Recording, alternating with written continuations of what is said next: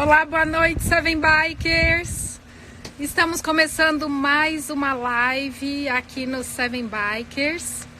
Vamos aguardar a entrada de todos e vamos também aguardar daqui a pouquinho a nossa convidada especial de hoje, doutora Lu. Doutora Lu já está entrando. Eu vou mandar o convite aqui para ela, para nós começarmos a nossa conversa de hoje sobre o sono.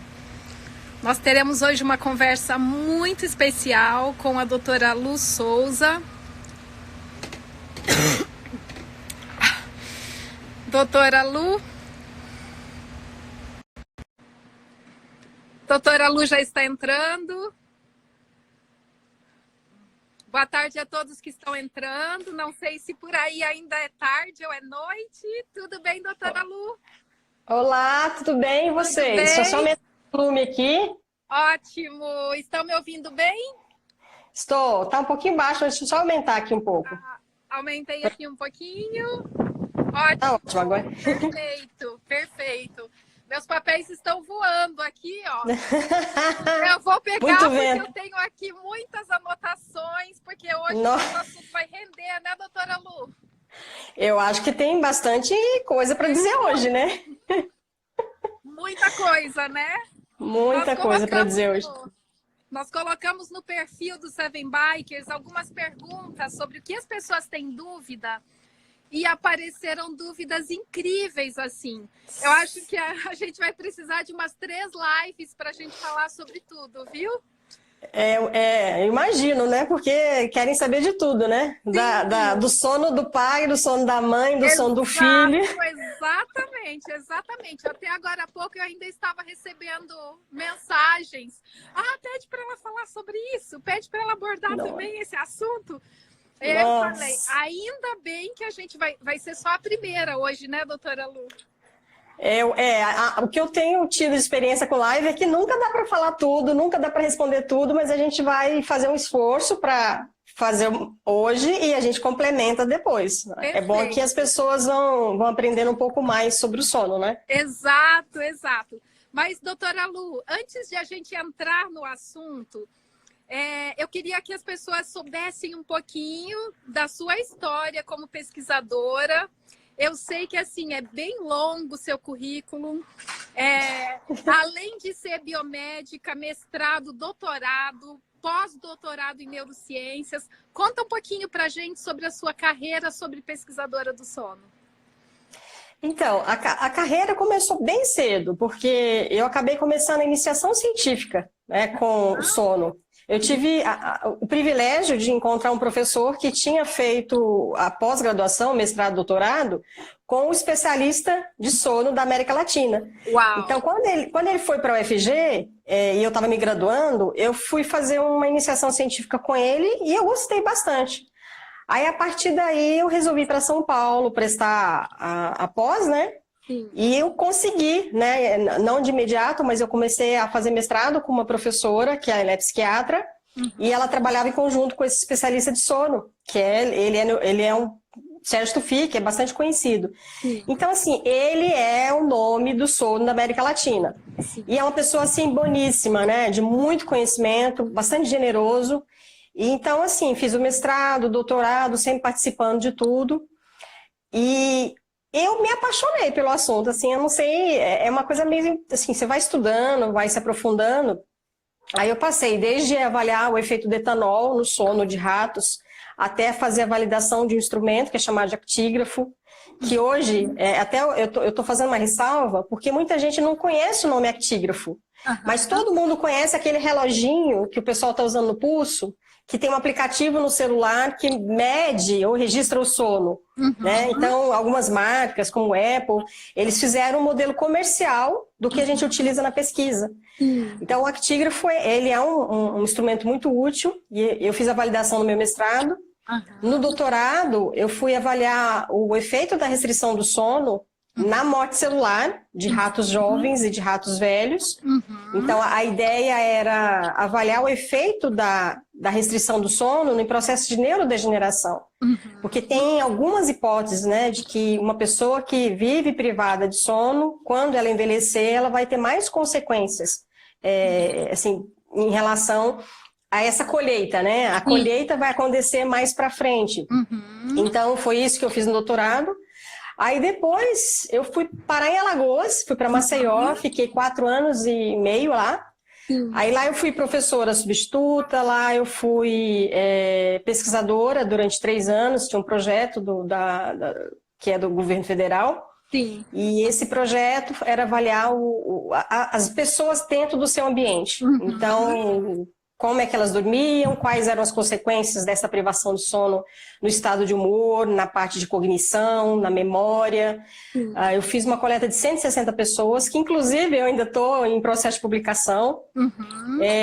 Então, assim, basicamente, o resumo da ópera foi isso, e fora os trabalhos paralelos, aí a gente deixa para depois. Sim, mas a gente quer muito agradecer, porque é um privilégio, doutora Lu, tê-la aqui conosco. Nós, Seven Bikers, temos 8 pilares para que as pessoas realmente entendam o que é qualidade de vida, né? Não é só se alimentar, não é só fazer atividade física, não é só respirar, não é só tomar água, mas é um conjunto de fatores, e o sono é um desses grandes pilares para se ter qualidade de vida, né? E nada melhor do que conversar com uma especialista da área. E eu quero começar perguntando sobre por que nós precisamos dormir. Sabe que quando eu era criança, eu falava para minha mãe assim que eu não queria perder tempo, porque eu não queria dormir. Então eu dormia 6 horas, 7 horas, eu já tinha que acordar. Então se eu ia dormir muito cedo, 4, 5 da manhã eu já estava acordada. Eu falava para minha mãe assim que eu não queria perder tempo. Eu falo que eu sou uma dormidora curta, porque desde criança eu gosto de dormir pouco. E depois, conta pra gente um pouquinho, por que é tão importante dormir? A gente precisa realmente dormir? Por que a gente precisa dormir? Eu tenho sido muito firme em relação a isso, porque a gente percebe que com o avanço, né, da sociedade, no sentido de tecnologia, as pessoas têm colocado aquilo que é importante para elas e aquilo que não é importante. Então, a Rosana entrou aí. Oi, Rosana! Tá? Tudo bem?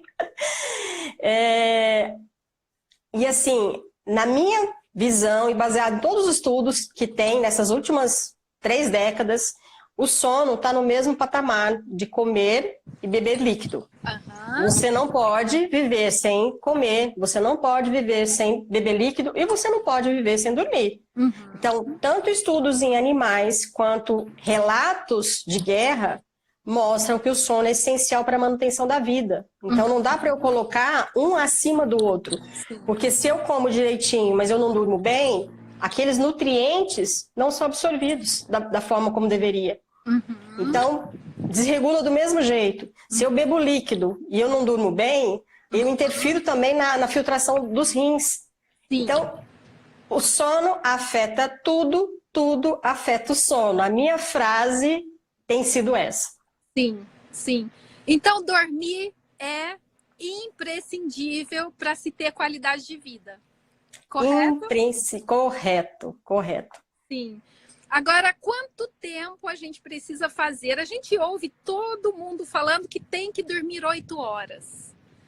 Como é que se calcula esse tempo em que se precisa dormir? Como é que as pessoas sabem que esse é o tempo que precisa dormir para que realmente a saúde seja mantida?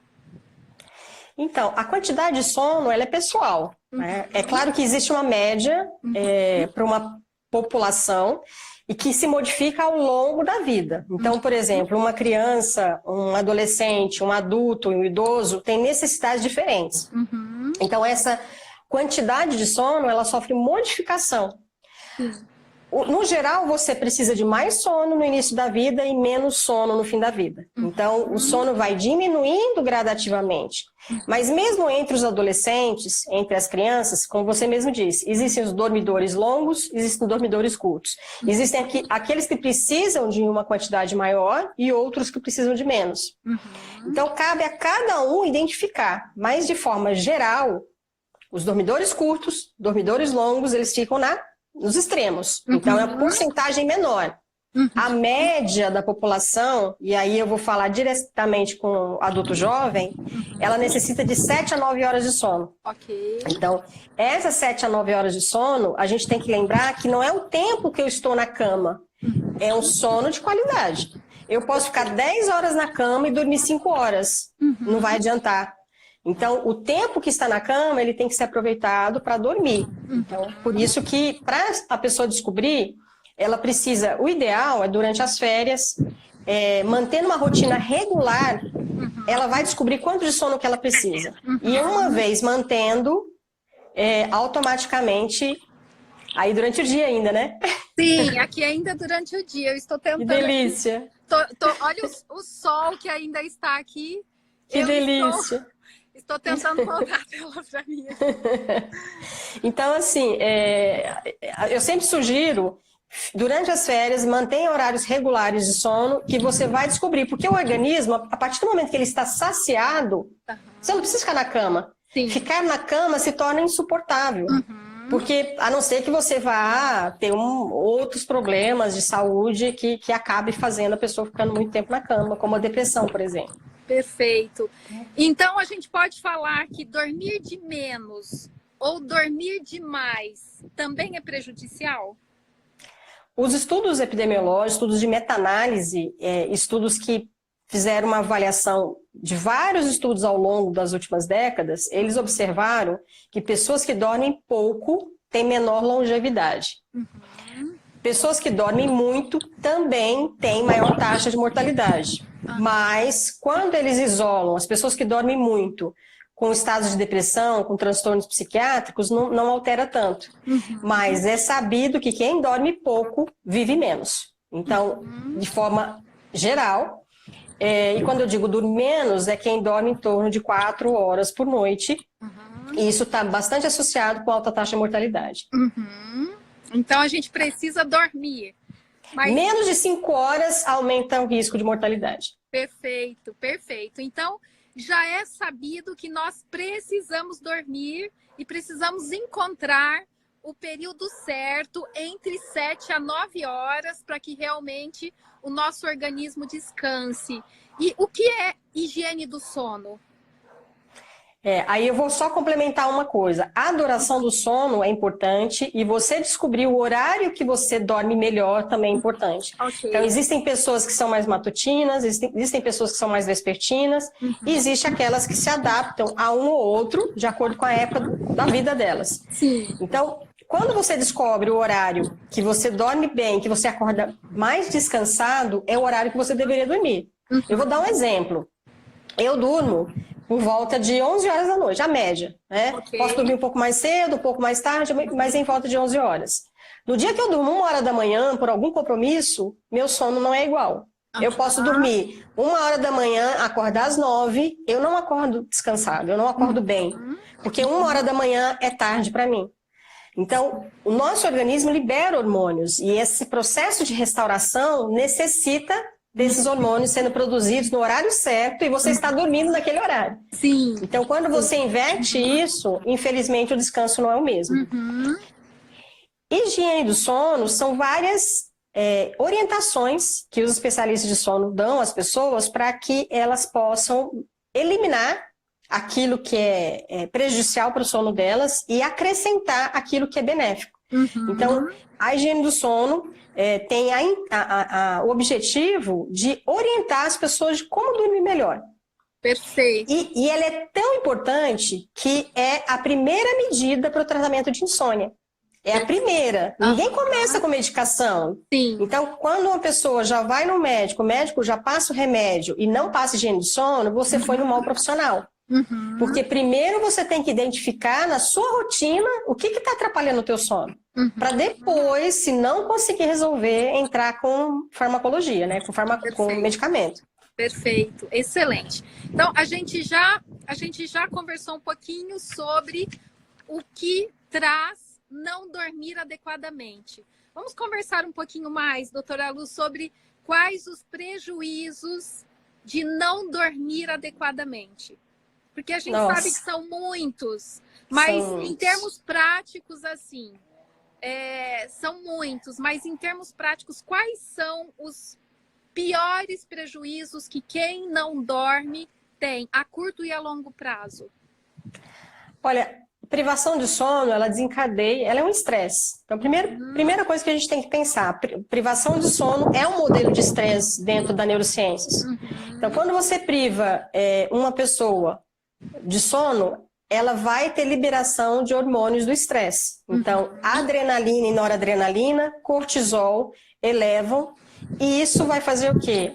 Aumento de frequência cardíaca, vai fazer aumento da frequência respiratória em compensação, vai fazer com que você tenha aquela sensação de perigo ou de medo. Inclusive, né, a sensação de medo interfere com o sono e a privação de sono desencadeia sintomas de medo. Tem um estudo muito bacana e que foi oriundo de um relato que eu vi no meu doutorado. Eu fiz uma observação no meu doutorado com um animal, comentei com uma reunião, né, com vários professores, e um dos professores resolveu fazer um modelo de pânico. Aí uma aluna dele foi trabalhar com privação de sono com modelo de pânico, e eles viram uma relação, que a privação de sono crônica, ela poderia desencadear o sentimento, a sensação desagradável do pânico. Outro ponto também é a parte cognitiva. Então você vai ter dificuldade de manter o foco, de manter a atenção, vai ter dificuldade de guardar informação, então o processo de memorização ou de codificação, que a gente chama. Você vai ter dificuldade de evocar aquilo que você já aprendeu. Você vai estar com o estado de alerta diminuído, então por isso que é super prejudicial para quem vai dirigir, para quem trabalha com uma profissão de risco. Essa capacidade de você manter a atenção continuada também está diminuída, então as pessoas se tornam mais irritáveis, mais intolerantes. É bastante comum o estado de humor ficar flutuante, então a pessoa tem rompantes, né, de raiva e ela nem sabe de onde está vindo aquela raiva. O adolescente que é privado de sono é muito mais irritado, ele tem muito mais comportamento de risco do que aquele que dorme melhor. Então, assim, de forma geral, mexe tanto com o organismo, de forma física, com sintomas físicos, quanto a parte de humor, que a gente percebe também, enfim, a restrição crônica do sono ou a insônia pode desencadear estado de depressão, pode desencadear estado de ansiedade. Está bastante associado também com a oscilação do transtorno bipolar, então a mudar de mania para depressão, também a privação do sono afeta. Pode afetar de forma benéfica, mas pode afetar de forma maléfica. Resumindo, né, o sono afeta tudo. Sim. Lembra disso, Sim. Né? Lembra disso. Sim. Bom, vamos falar então, doutora Lu, sobre quais as condições para a gente realmente ter um sono realmente reparador. Principalmente agora que a gente está nessa fase de pandemia, onde as pessoas vivem um dia atrás do outro, com dúvidas, incertezas, medo, preocupação. O que fazer para dormir melhor? Existe uma forma de nós seguirmos, existe um protocolo para a gente seguir, para que realmente a gente possa melhorar a nossa qualidade de sono? Sim, como eu disse no início, né, a higiene de sono é um protocolo, ou são orientações. Inclusive, anteontem, acho que foi ontem, eu recebi uma newsletter que eu assino da Universidade de Harvard, falando sobre como dormir diante da situação. E falando, a doutora justamente falando sobre o coronavírus e o sono. Então, assim, a gente percebe que está todo mundo atento, né, ao que está acontecendo. De forma geral, então a gente sempre tem que lembrar Porque quando a gente dorme, se a gente pensar de forma evolutiva, vamos pensar do animal que está, né, no ambiente mais hostil, Sim. aquele animal, quando ele dorme, ele fica exposto. Então, o que a gente percebe, por exemplo, um exemplo que eu gosto de dar, quando você vai ver um leão, já viu como o leão dorme? O leão dorme a céu aberto. Por quê? Porque ele é predador. Ele não precisa ter tanto medo quanto a presa dele, que tem que se esconder, que tem que dormir escondido dentro de uma toca. Então, é mais ou menos o comportamento da gente, no sentido de instintivo. Se eu me sinto em perigo, o meu cérebro vai ativar estruturas como o sistema límbico, por exemplo, para me lembrar que eu estou em perigo. Então, quando as pessoas se sentem ameaçadas, como elas estão agora, numa situação que é global, que mexeu com muita gente, e que tem assustado de forma gradativa, pelo menos no Brasil, foi uma coisa que está sendo muito gradativa, você se sente em perigo.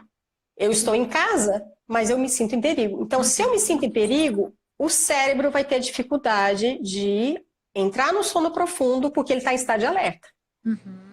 Ele não vai distinguir que é um vírus ou que é um leão que vai atacar, ele está em estado de alerta. Então, esse estado de alerta vai interferir com a capacidade de aprofundamento, porque você não consegue relaxar, você não consegue aprofundar o seu sono. Então, o que a gente precisa fazer? Primeiro, é diminuir esse sentimento. E de forma racional, pensar. Gente, é um vírus. Não é uma bomba atômica que vai cair no país. É um vírus. E esse vírus tem uma série de estratégias que eu posso evitá-lo. O que eu posso evitá-lo? Bem, eu posso ficar mais em casa, evitar ao máximo as saídas. Bem, eu tenho que lavar as mãos, o que deveria ser óbvio para todo mundo. Eu tenho que usar o álcool gel. Então, essas séries de medidas, elas têm que ser racionalizadas. A partir do momento que eu racionalizo que eu não estou numa selva, que eu não vou ser atacada por um leão, o cérebro começa a entender que ele consegue se manter seguro na sua casa.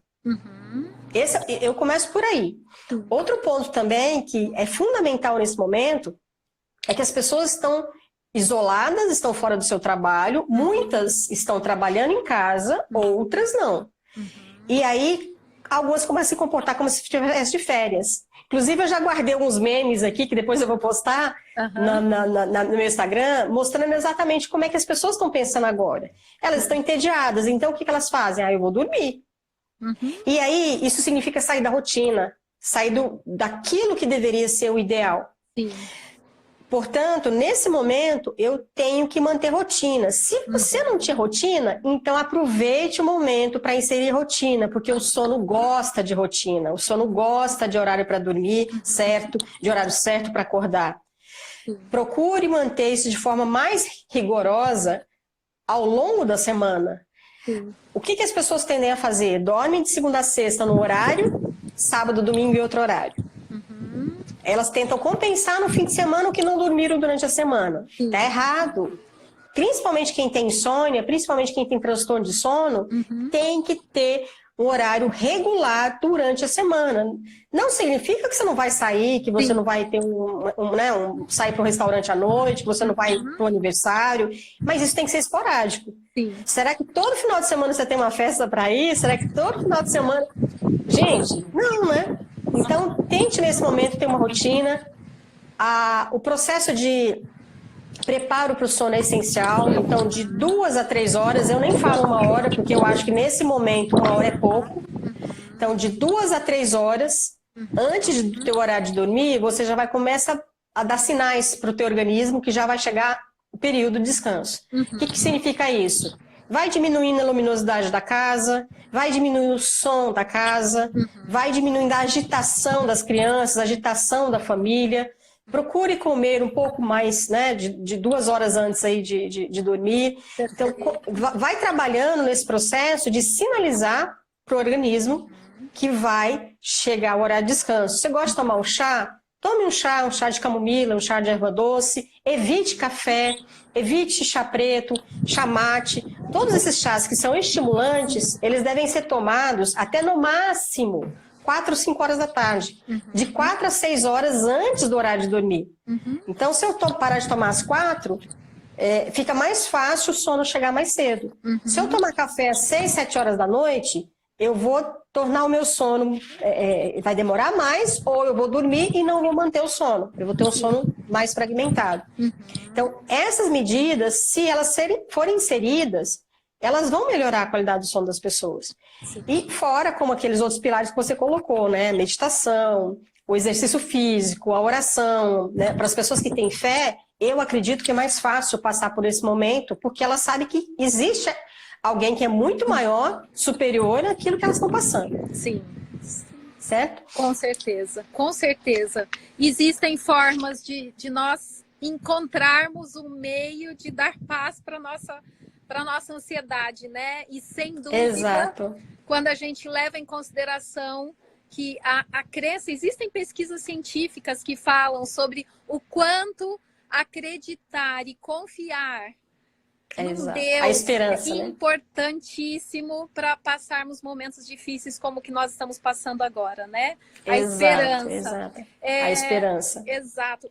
E... saber que isso vai passar, que é só um momento e que existem formas, né, de eu melhorar a minha vida enquanto isso acontece. Exato. Então, eu acho que uma coisa que a Rosana falou bastante nesses dias, que crise é momento de se reinventar, crise é momento de se avaliar, e eu concordo plenamente com isso. É o momento que você está dentro da sua casa. Então, deveria ser muito agradável estar dentro da sua casa. Sim. Eu estou no meu lar. Se eu estou no meu lar, eu não tenho que estar desconfortável. Sim. Eu fiquei vendo uma reportagem que passou no domingo passado aqui, o número de brasileiros que estão fora do país que não estão conseguindo voltar. Exato. São mais de 6 mil, parece, que ainda estão fora. De pessoas que estão dormindo em aeroportos, pessoas que estão dormindo em hotéis, estão desesperadas para voltarem para os seus lares. Sim. Então, a gente tem que pensar que quem está em casa tem que estar em paz. Sim. Eu brinquei, minha mãe tem 81 anos, vai fazer 82 anos, né? Ela é uma menina. Sim. E eu falei para ela, falei para minha irmã, né? Falei, eles moram em outra cidade. Eu falei, olha, passei com ela. Ela, não, mas não pode sair. Eu falei, pode. Desce um pouquinho no condomínio, dá uma voltinha no quarteirãozinho, dentro do condomínio e volta com ela para casa. Não deixa ela conversar com ninguém, não deixa ela entrar em contato, mas ande.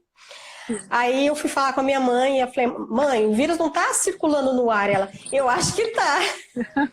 Quer dizer, as pessoas estão com a impressão que o vírus está no ar. Gente, o vírus não está no ar. O vírus está no ar se uma pessoa espirrar, mas ele vai descer, ele vai subindo e ele vai descer.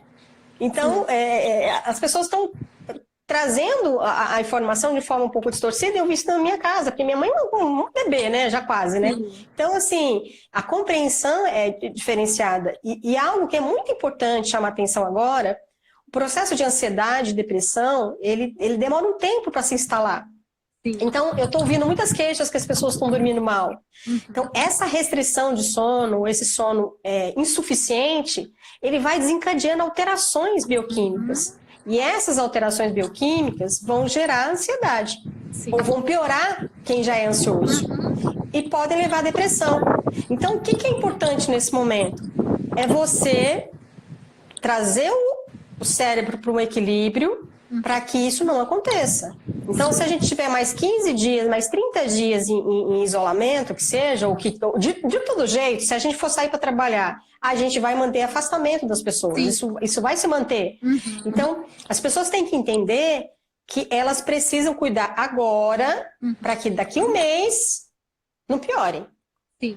Então, algo que é fundamental também, que eu gosto bastante, e é pouco falado, apesar de tudo, é a exposição ao sol. De manhã, exponha-se ao sol. Sim. Acordou de manhã, abre a janela, deixa a luz entrar, se exponha.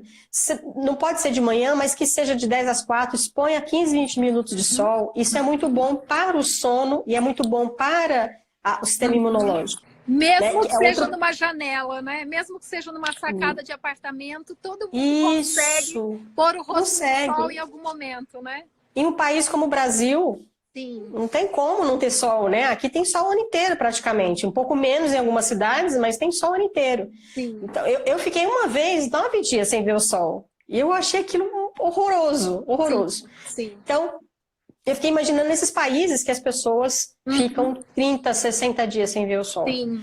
Então, aproveitem que o sol faz bem para a saúde, faz bem para o teu sono, faz bem para o sistema imunológico, inclusive o sono é fundamental para manter o sistema imunológico também combativo, e nesse momento, mais importante, ou tão importante quanto lavar as mãos, é manter o sistema imune pronto para guerrear, pronto para se defender daquilo que ele está exposto. Sim, perfeito. Eu achei super interessante uma fala sua sobre o fato de que para dormirmos bem, nós precisamos nos sentir seguros. E agora entra uma pergunta de várias pessoas.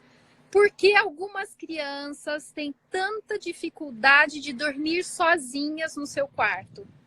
Várias pessoas mandaram mensagem perguntando: meu filho nunca dormiu bem, desde 6 meses não dorme sozinho no quarto.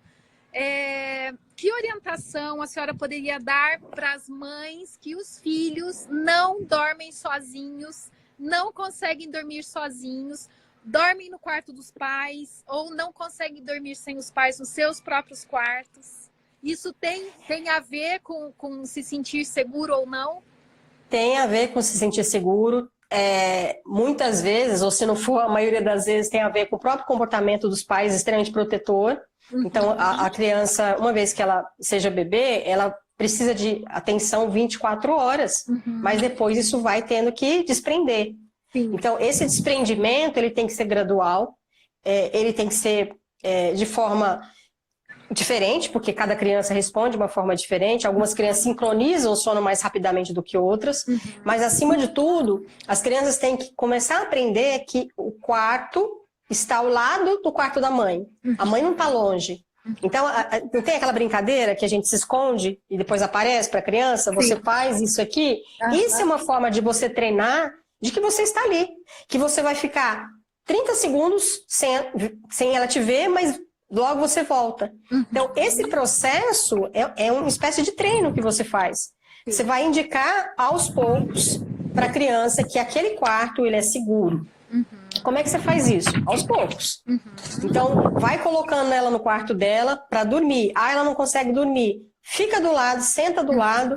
Não pega no colo. Você fica, toda vez que a criança chorar e você vai para o colo, ela não vai querer ficar.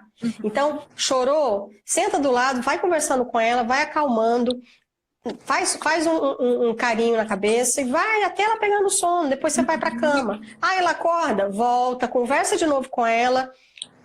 Requer paciência, porque quando você ensinou errado, para ela desaprender e aprender o certo, demora um pouco. Mas a sugestão, no geral, é isso: você não tirá-la da cama todas as vezes que ela pede.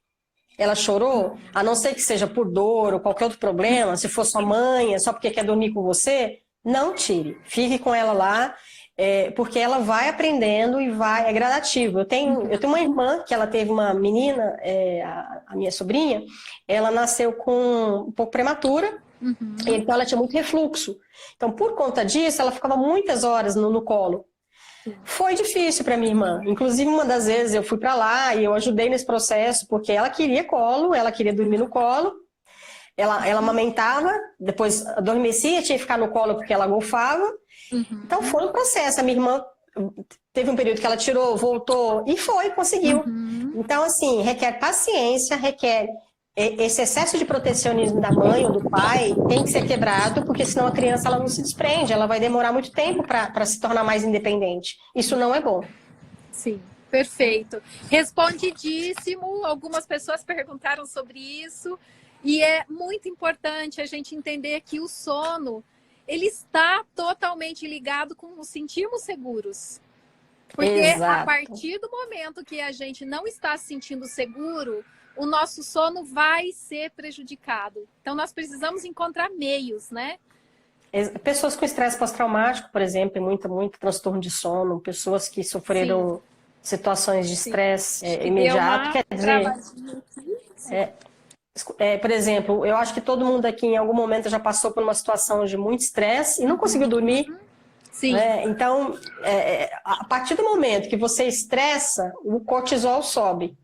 O cortisol ele tem que baixar para a gente dormir adequadamente. Então, por exemplo, você tem que entender quando está anoitecendo, o cortisol está caindo. e a melatonina subindo. Então a melatonina sobe e o cortisol abaixa.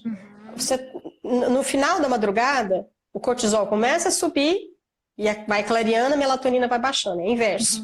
Então esse processo de inversão, ele é fundamental para a manutenção do sono. Perfeito. É por isso que o estresse afeta o sono. E aí vamos já conversar sobre a melatonina, que é um mito. A maioria das pessoas, elas imaginam que a melatonina é uma coisa, na verdade é outra. Já vamos falar sobre isso. A melatonina, ela não é um hipnótico. Então, por exemplo, não é uma medicação que eu tomo e vai me fazer dormir como eu não vou citar nome de medicação, mas assim, como um medicamento para dormir. Ou para dormir, ou para depressão, ou para ansiedade que dá sono. Sim. Então, ela não tem ação hipnótica, de induzir o sono. Ela tem ação de sincronização. Então, o que significa isso? Ela sinaliza para o cérebro que lá fora é noite. A partir do momento, se eu apagar todas as luzes agora, ou se eu apagar todas as luzes e ficar num ambiente extremamente escuro, meio-dia, a melatonina vai ser secretada. Sim. Então, ela é sincronizada, vamos dizer assim, pela claro-escuro. Escureceu, a melatonina sobe. Clareou, a melatonina baixa. Então, esse processo de sinalização é fundamental para o sono. Por quê? A partir do momento que o cérebro sabe que lá fora é noite, o que ele entende? Que é horário de dormir. E aí, estruturas neurais que estão inativas durante a vigília começam a ativar, e algumas estruturas que estavam ativas quando a gente está acordado começam a ficar silencioso. Então, essa mudança do estado cerebral vai fazendo com que você adormeça. Sim. Você começa a inibir os estímulos que vêm de barulho, de luz que já está diminuído. Então, a função da melatonina é essa. Por isso que ela é indicada para alguns casos. Ela é útil para alguns casos. O problema é que as pessoas estão usando a melatonina como se ela fosse a solução para os seus problemas. Não é. Ela é recomendada para pessoas que têm transtorno de ritmo, para pessoas que fazem viagem, por exemplo, de mudança de fuso horário. Que tem 3, 4 horas, por exemplo, de mudança. A melatonina ajuda a ajustar mais rápido. A melatonina é indicada para os idosos, porque a produção é diminuída depois dos 60... Depois de 60 não, né? Todo mundo sabe que depois dos 35 tudo cai, né? 35, 40 anos começa a diminuir. Mas os idosos, a produção é bastante baixa. Então, a melatonina é importante para esse grupo. E, claro, para uso esporádico. Então, por exemplo, você está numa situação... Eu conheço casos, principalmente pessoal de grandes metrópoles, que trabalham até tarde da noite. Chegam em casa 11 horas, meia-noite e tem que acordar cedo. Sim. A melatonina ajuda nesse sentido. Por quê? Você chega, até o cérebro entender que precisa dormir, ele demora um pouco.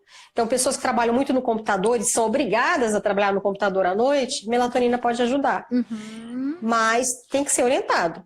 Sim. Não é todo mundo que pode utilizar a melatonina ou sabe utilizar a melatonina, né? Perfeito. E existem outros mitos sobre alguns mitos que as pessoas acreditam que ajude no processo de dormir melhor. Beber bebida alcoólica é um desses mitos. Existem pesquisas, doutora, que comprovam que isso ajuda ou não para melhorar o sono? Eu até fiz um vídeo, não tem muito tempo, sobre o álcool, que tinham me pedido há muito tempo. Sim. Não, álcool atrapalha o sono. O problema é que o álcool, ele induz sonolência. Então, aquele estado de letargia, a pessoa toma e ela entra no estado de letargia e ela pode até adormecer.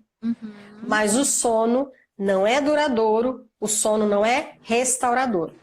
Inclusive, quando eu falei da minha iniciação científica, a gente fazia exatamente isso. A gente dava o etanol para o rato e avaliava o sono dele. Existe um tipo, né? O sono tem 2 classificações, o não REM e o REM, que é aquele do movimento dos olhos, que você sonha mais. O álcool, dependendo da concentração, ele inibe 100% do REM. Então, o que significa? A pessoa que vai tomar um uísque antes de dormir, o sono REM dela não se expressa, ele é inibido. Você pode até, dessa forma, se inibe um, vai expressar o outro. E esse outro, muitas vezes, é um sono mais leve. Então, por isso que o indivíduo acorda mais cansado. Então, é um grande mito, uma grande mentira que o sono é melhorado ou beneficiado com o uso de álcool. Pelo contrário, os especialistas, todo mundo, a gente tem consenso. Álcool tem que ser tomado no mínimo, né? Se você 6 horas antes do seu horário de dormir, mais ou menos como cafeína. Então, se você quer tomar um cálice de vinho, você tem o hábito de tomar vinho, tem o hábito de tomar cerveja, tome isso durante o dia, ou se tomar durante a noite, saiba que você não está beneficiando o seu sono. Tome consciente, né? Não fique achando que vai enganar, não, porque não vai enganar o cérebro. Perfeito. Agora vamos pular para uma parte que muita gente tem dúvida. Sonhar. Algumas pessoas conseguem sonhar em capítulos. Elas conseguem se lembrar dos sonhos. Sonhar faz bem? O que tem a ver lembrar dos sonhos? É bom lembrar dos sonhos? Não é? Tem muita gente que tem dúvida sobre isso. Existem pesquisas sobre isso, né? Fala pra gente um pouquinho sobre isso. Eu diria que nesse momento a gente está na década do estudo do sonho. E eu acho que muita coisa vai ser respondida daqui a 5 a 10 anos. Porque nesse momento é a fase que estão mergulhando, e justamente por causa dos estudos de neuroimagem, e por conta dos estudos que eles evocam e estão trabalhando, que é chamado de sonho lúcido. Sabe aquele sonho que você tem e você sabe que está sonhando? Sim. Você está lá voando, você está voando e você sabe que você está sonhando, e é uma delícia. Sim. Né? É uma delícia. Então, o que acontece? Durante o dia, a gente é bombardeado de uma série de informações. Durante o dia é TV, é barulho, é estudo. Tanta informação que acontece, quando chega à noite, o cérebro está com aquele tanto de informação. Então, o que se entende? É que, para que eu possa guardar informação, eu tenho que desprezar outras. Então, para memorizar, eu preciso esquecer. Então, nesse processo de guardar e de jogar fora, eu acredito que é uma das funções do sonho. Então, no processo de reorganização, de eliminação daquilo que não é necessário, e, obviamente, quando a gente está dormindo, o córtex pré-frontal, que faz o processo de inibição, ele está diminuído. Então, é como se eu estivesse tirando as amarras. É como se o cérebro não tivesse inibido. Ele pode pensar, ele pode sonhar, ele pode pular do 10º andar e não vai morrer, ele pode ser super-homem, uma super, né, Mulher Maravilha. Então, nesse momento, a gente pode tudo. Só que Deus é tão perfeito que ele vai inibe os neurônios da medula espinal e não deixa a gente responder. Quer dizer, o cérebro está lá, a milhão, pensando um monte de coisa, mas os músculos estão relaxados. Eu sempre digo, imagine se você pudesse expressar aquilo que você está sonhando naquele momento. Sim. A gente estaria colocando em risco todos os dias o nosso corpo. Sim. Então, Deus foi tão perfeito que ele deixa o cérebro liberar uma série de imagens ou de histórias ou de construções, mas, ao mesmo tempo, os nossos músculos vão ser impedidos de fazer ou de efetuar aquela função ou aquela ação. Hoje em dia, tem se utilizado técnicas, né, para evocar o sonho, e aí é uma linha de pesquisa, não é a minha, mas eu conheço quem estuda aqui no Brasil, e inclusive acabou de publicar um livro que eu já vou comprar, vou aproveitar esse momento agora para atualizar o que ele fez. Mas existem pessoas que têm trabalhado com sonho lúcido no sentido de construção mesmo, né? Será que eu posso, através dos sonhos, entender melhor o que se passa comigo? Será que, por exemplo, que é uma técnica que é utilizada com paciente psiquiátrico, o tipo de sonho de um paciente psiquiátrico, será que está me dizendo a respeito da cura ou do processo de tratamento? Será que está mais organizado? Então, assim, existem vários estudos dentro da área de psiquiatria, principalmente, que tem focado nesse sentido. E lembrar do sonho é bom e ruim, vamos dizer assim. É bom lembrar do sonho, mas quando a pessoa diz que lembra todos os dias, ou ela tem alguma técnica que ela está estimulando, né? Ela tem gente que anota, mas pode ser um outro ponto também. Você está acordando exatamente na hora do sono REM. Então, se você acorda durante o sono REM, a sua chance de lembrar do sonho é maior. Mas também não é um bom horário para você acordar, porque o ideal é você acordar quando você tiver mais estágio 1, por exemplo, estágio 1 e 2. Então você está no sono bem profundo, aí você vai despertando aos poucos, e aí abre os olhos. Agora, tá no sono REM, pum, abre o olho, você está sonhando. Então, muitas vezes também é um sinal que você está acordando mais cedo do que você deveria. Tá? Isso é um pouco relativo. Para pesadelo, existem pessoas que têm transtornos. Inclusive, tem transtorno de pesadelo. Aí tem que ver se não tem trauma, tem que ver se não tem algum tipo de medicação que está estimulando muito esses pesadelos, porque existem relações de algumas medicações com pesadelos. E muitas vezes estresse pós-traumático também desencadeia sonhos que são ruins, né? Sim. Só para ficar claro para algumas pessoas, existem 3 fases de sono, é isso? E o sono REM é o sono profundo, onde realmente está havendo descanso? Eu tenho, na verdade, assim, eu tenho 2 estados de sono, sono REM e não REM. O REM é sono profundo, e é principalmente quando acontecem os sonhos. Sim. E tem o sono não REM. O não REM, ele tem 3 estágios. Então, o estágio 1, que é o sono leve, que é aquele que você começa a dormir, qualquer coisa te acorda. Estágio 2, que é um sono um pouco mais profundo, mas ainda é considerado um sono leve.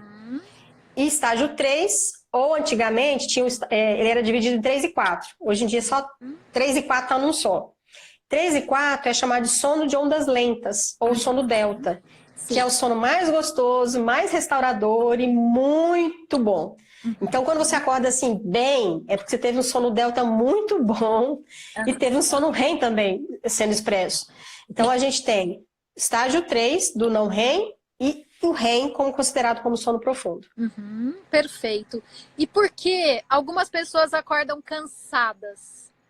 Algumas pessoas acordam todos os dias como se não deveriam ter levantado da cama ainda. Olha, você tem alguns pontos, né? Então, primeiro, que eu acabei de dizer, se acorda cansado, possivelmente não teve sono profundo.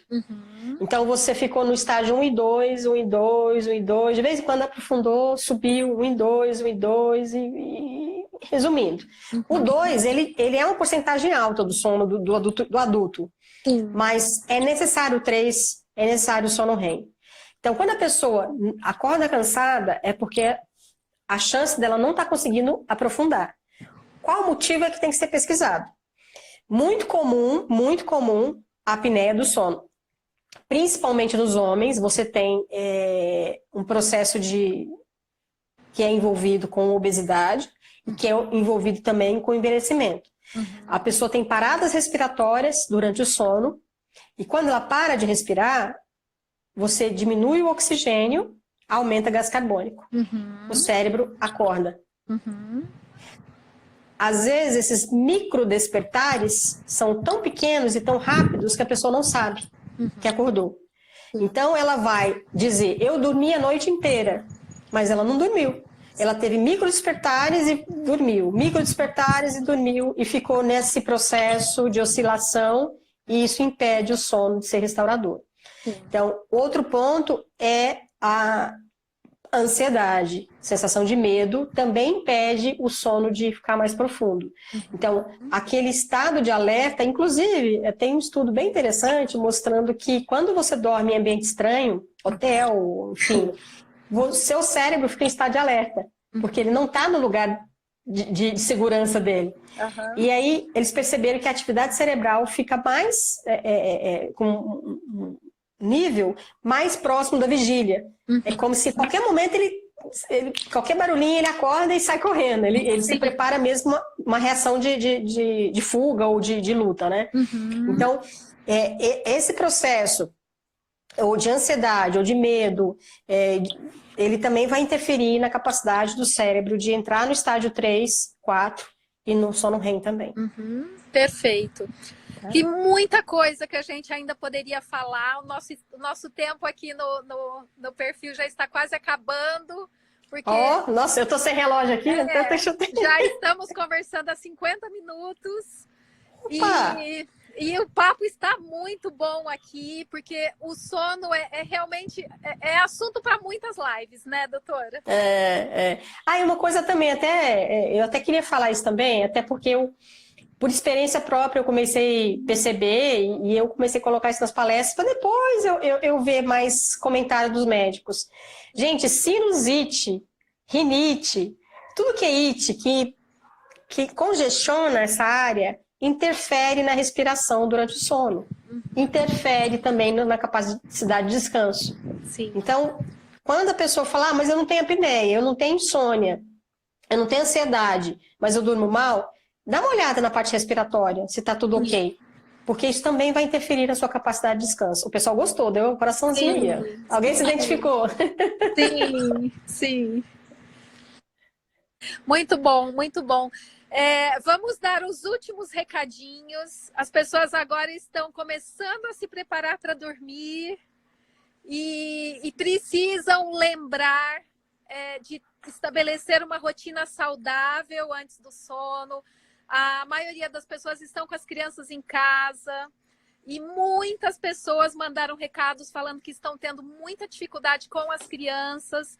Então, vamos aproveitar agora, que é o momento de começar a preparar para casa, para lembrar de seguir uma rotina saudável. Como é que as pessoas podem estabelecer dentro de casa, nesse período de crise, uma rotina que favoreça a família toda para ter uma melhor noite de sono? Eu sempre oriento, até baseado numa das pessoas com quem eu trabalhava, convivia no ambiente da faculdade, e um dia ela me procurou um pouco apavorada, porque ela estava em período de escrever a tese de doutorado dela. Então ela é professora de 2 universidades, fazia doutorado e tinha uma filha, que eu acho que estava na pré-adolescência na época.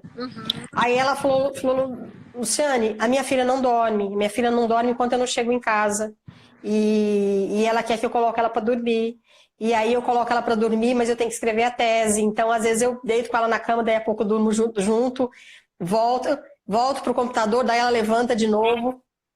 A minha filha tem insônia. Aí eu falei para ela, sua filha não tem insônia, sua filha está carente de você. Então, o que acontece? Criança precisa de atenção. Se a pessoa tem uma rotina muito tumultuada, se a pessoa trabalha muito e ela tem pouco tempo com os filhos, a chance do filho, quando estiver com os pais, não querer dormir é muito grande. Sim. Eu vou te dar um exemplo. Eu tenho 4 sobrinhos. Dos 4, só um respeita o sono. Eles moram todos em outras cidades. Mas, assim, desde criança, é o único que, na hora que dava o sono, ele ia sozinho procurar a cama. Sozinho, não precisa ninguém falar. Até hoje ele é assim. Só que agora está na fase da adolescência, é um pouquinho mais difícil, né? Mas, assim, no geral, os outros não, ficavam lutando contra o sono que eles queriam, quando a família toda estava reunida, eles queriam compartilhar os tios, os primos, e ficava naquela alegria toda. E ele não, ele era diferente. O que eu percebi? Observando. Falei, gente, criança quer companhia dos pais. Então, esse é um ponto que a gente tem que pensar nesse momento agora de confinamento. Criança quer sua companhia. Então, se você, ao longo do tempo, não percebeu que quando você chega em casa, ela vai buscar a sua presença e ela não vai lutar contra o sono, pense nisso. Então, primeiro ponto. Outro ponto. Não adianta você querer criar uma rotina para a criança e você não ter rotina. Então, os pais querem impor limites para os filhos, mas não querem ter limites para eles. Ah, o meu filho tem que horário para dormir. E você não tem? A criança vai observar. Sim. E ela vai querer copiar. Sim. Então, todo mundo sabe que criança está muito mais atenta ao que fazemos do que ao que falamos. Então, esse é o ponto agora. Nesse momento, rotina para todos.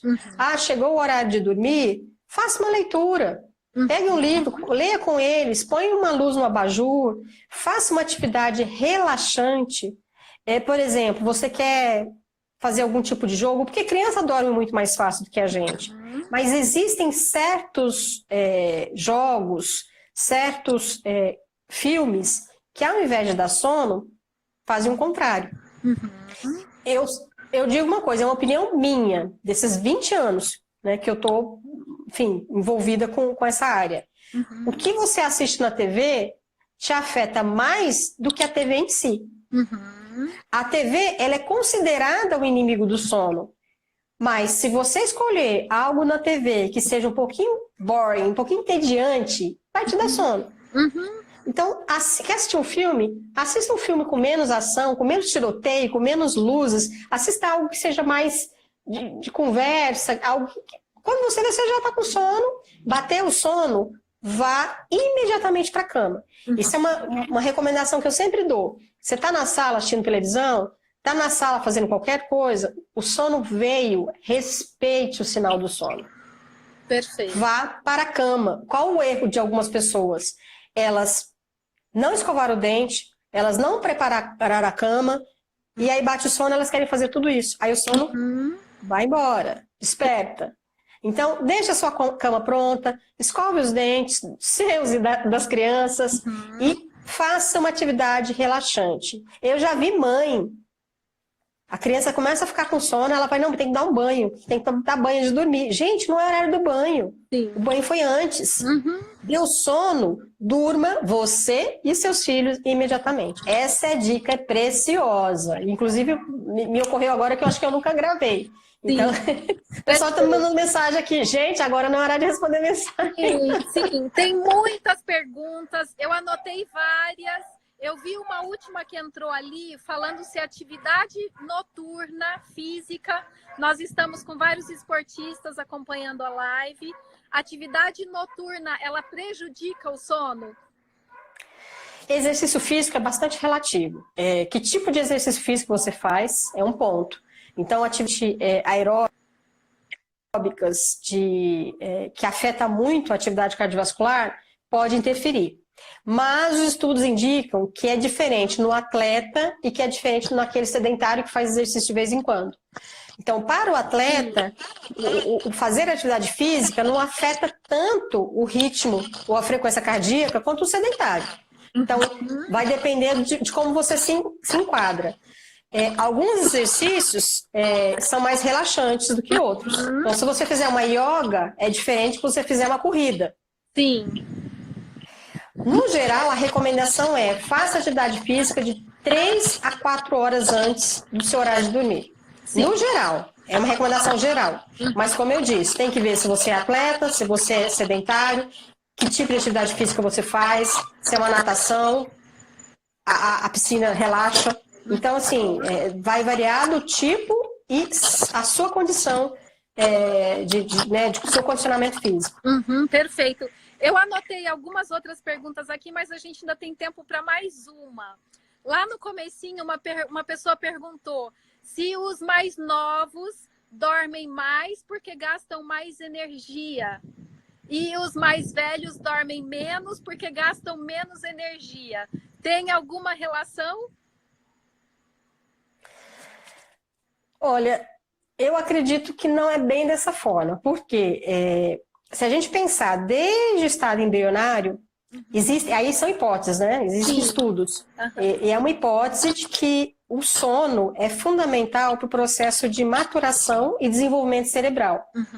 Então, para a gente ter ideia, desde a vida embrionária já tem sinais de sono. Com 12 semanas, você já tem imagens de bocejo. Então, e algumas estruturas que são envolvidas com a parte respiratória, a parte do bocejo, justamente aquelas que também regulam o sono REM, por exemplo. Então, quando a gente nasce, logo no recém-nascido, a quantidade de REM é extremamente elevada. Ela ocupa mais ou menos 50% do sono. Sim. E isso está associado com o processo de maturação e desenvolvimento cerebral. À medida que a gente vai tendo o cérebro mais maduro, a gente vai necessitando de menos sono. Então, eu não conheço essa hipótese de gasto energético, mas sim com desenvolvimento cerebral. Aí sim, é fundamental para que haja o processo de arborização, de sinapse, de conexão de um neurônio com o outro. Isso é fundamental. E até para o desenvolvimento, por exemplo, de estruturas como o néfron, que está no rim. Então, o sono também interfere no desenvolvimento embrionário de várias estruturas do corpo. Perfeito. Raifran, ela já comentou sobre o horário ideal de ir dormir para um bom sono. Varia de pessoa para pessoa. Cada um precisa ficar atento ao que é o seu melhor horário de dormir. É isso, né, doutora? Isso. Eu só queria acrescentar aqui uma pergunta que tem sido feita bastante, não sei se vai dar tempo. Dormir às 9 horas, né? Sim. Se não fechar, eu gravo isso depois. Perfeito. Gente, se você dorme muito tarde, a chance de você conseguir dormir de 7 a 8 horas é menor. Sim. Por quê? O sol vai nascer, aí eu tenho blackout. Vai esquentar, aí eu tenho ar-condicionado. E o barulho? E o barulho da sua vizinhança? A não ser que você seja muito privilegiado,